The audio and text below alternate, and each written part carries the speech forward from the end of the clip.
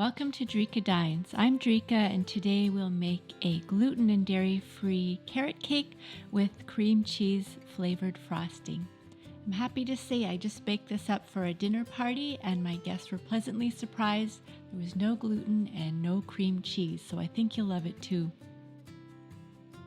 So we have a few flours that we'll blend together for this cake, and we'll start by doing those. So I chose sorghum flour because it's a nicer tasting gluten-free flour, as well tapioca starch because it browns and creates elasticity, and then potato starch because then it's a great binding agent and adds good texture to a cake dough. And then a little xantham or guar gum, which again creates elasticity, so that's something we can't leave out with gluten-free baking. A little salt, and then if you have pumpkin spice, that's great, but if not, like I didn't, I just blended cinnamon, nutmeg, and ginger powder and whisked that all together. Some people still use a sieve, but whisking is the latest thing because it's easy to wash up, it adds air, and breaks up those flours.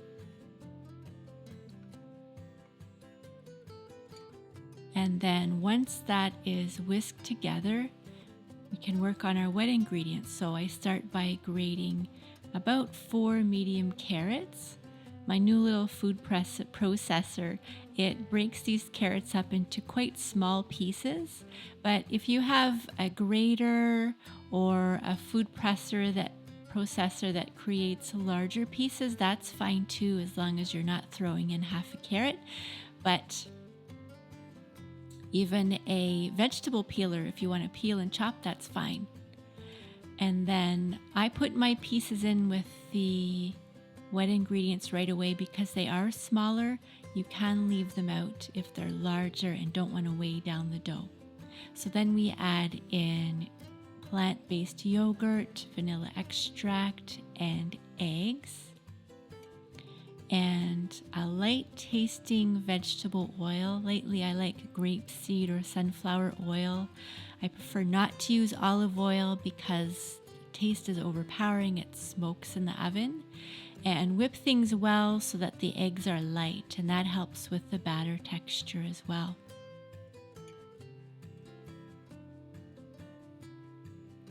And once that's whipped and smooth, then add in brown sugar and add in just a spoonful of honey.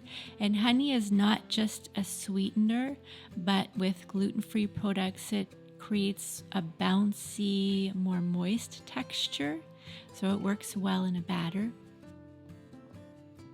And then a little bit of lemon. What that does is it balances out the sugars and it activates the baking soda and baking powder that are leavening agents. So again, whip that very well to create some air in the batter.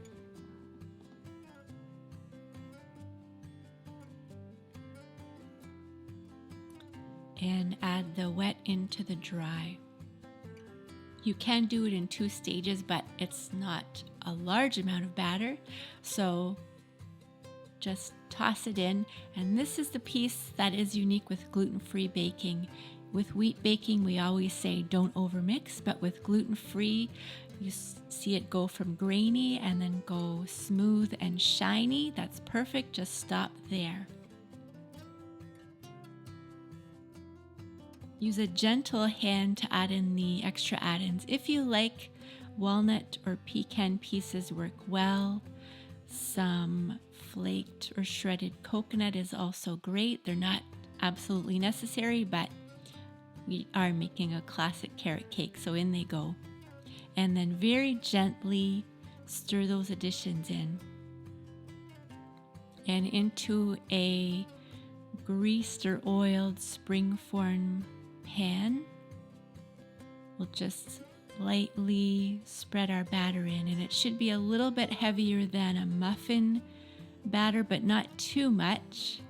And just gently keep scooping it in, and we'll have to sort of even it out because it is a little thicker and it doesn't rise up too much, but with the flours we chose, it rises up just enough. It comes out so light and moist.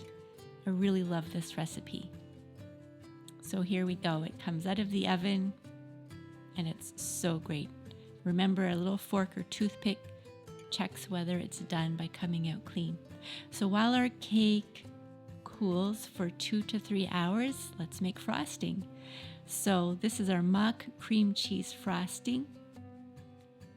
You really can't tell the difference. So just a squeeze of lemon juice. Just about 1 spoonful, and then vanilla extract and a little bit of vegan margarine, or a solid coconut oil is fine too. And then again, I used a plant-based yogurt. This time I'm using coconut, which surprisingly tastes so similar to regular yogurt. It's nice to work with. And I add in about half of the icing sugar so that I can whip it well with an electric mixer or a KitchenAid, and keep adding in sugar until the consistency is exactly what you want it to be. So here the cake is cooled, so it won't melt the frosting, and we can start decorating. I feel like being a little bit fancy, but not too time consuming. So a little trick is to flip your cake over so that you have a nice crumbless flat top to decorate on. And I use this scoop to just spread on enough frosting so that we cover the cake top. I'm not too picky, but of course cake decorating we'll leave for another video. And then once that is spread smoothly, I use the bottom of my springform pan as a stencil and just add on any extra add-ins that you've used. The coconut, a little shredded carrot. I've just added them in layers, and then once that's done, a little chopped walnut. And it's just nice to dress up your cake a little bit. It's not every day we eat cake. So there we go, a gluten-free, dairy-free carrot cake. If you like the video, don't forget to subscribe, press the bell for notifications, and hit the like button if you enjoy this recipe. Thank you for watching.